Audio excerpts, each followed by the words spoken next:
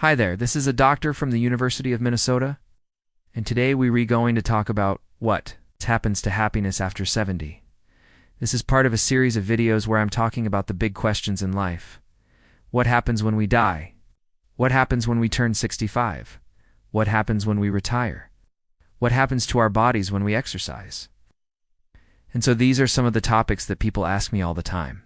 I've got 3 kids. They're all grown up and out of the house now. So my wife and I have been doing a lot of thinking about how do we want to spend the next phase of our lives. We've lived in a bunch of different places. We've had a lot of adventures together. We've traveled a lot.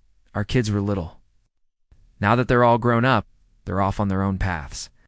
And so it is just the 2 of us, and we're trying to figure out how do we want to spend our time moving forward. Do we want to travel more? Do we want to take on a new adventure? What do we really enjoy doing?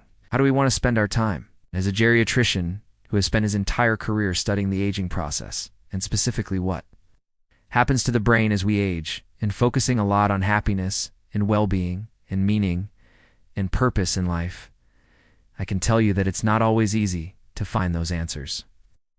But there are some things that I know for sure. So let's talk about what happens to happiness after 70.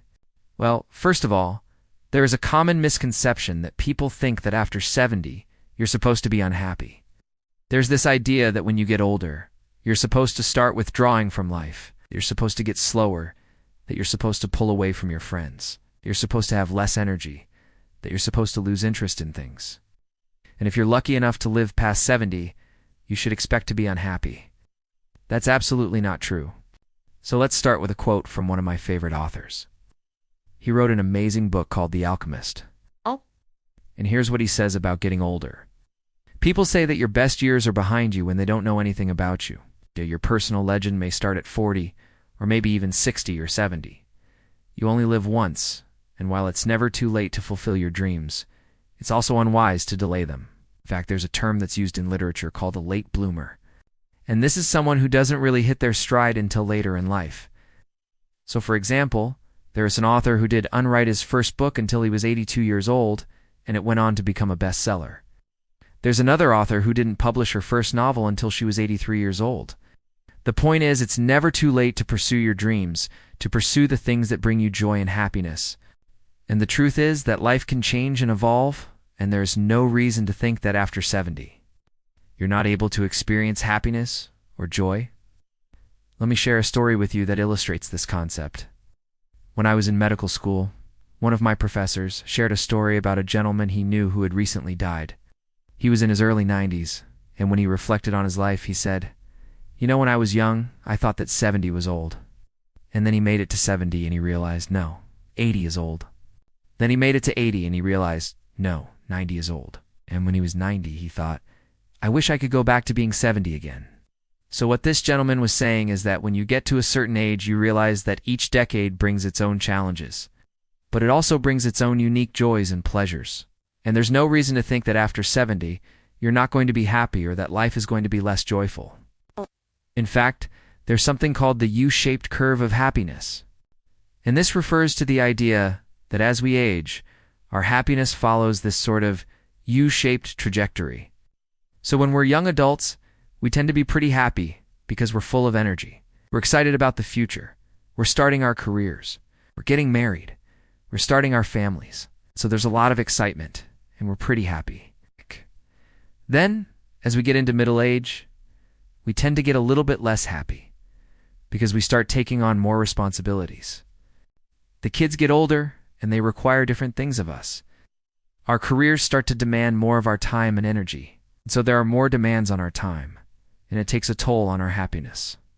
And then finally, as we enter our later years, our happiness starts to increase again.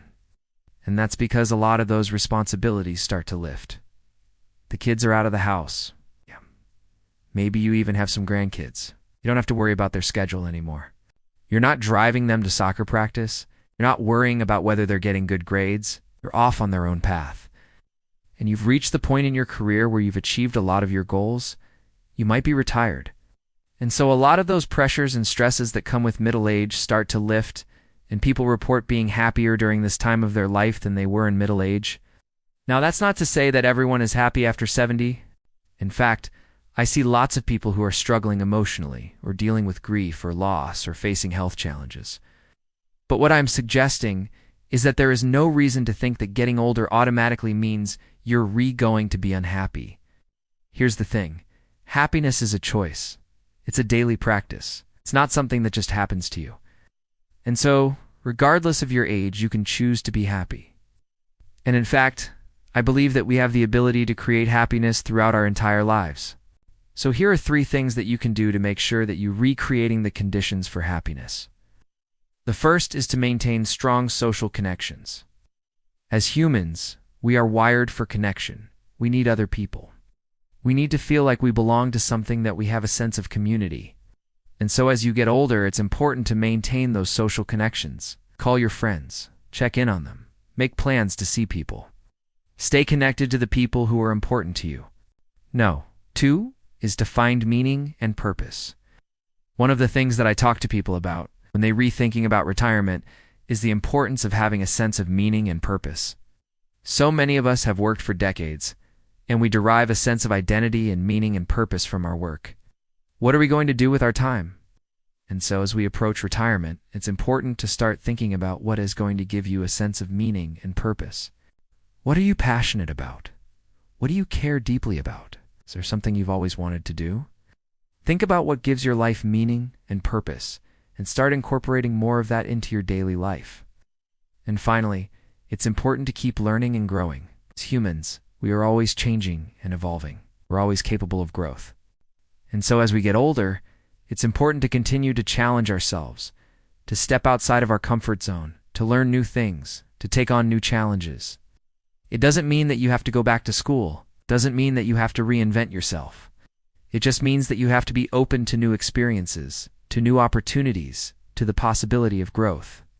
I hope this video is helpful to you. I hope it gives you some food for thought as you think about what you want your future to look like. And remember, it's never too late to pursue your dreams. It's never too late to find happiness. So go out there and create the life that you want. Thanks for watching.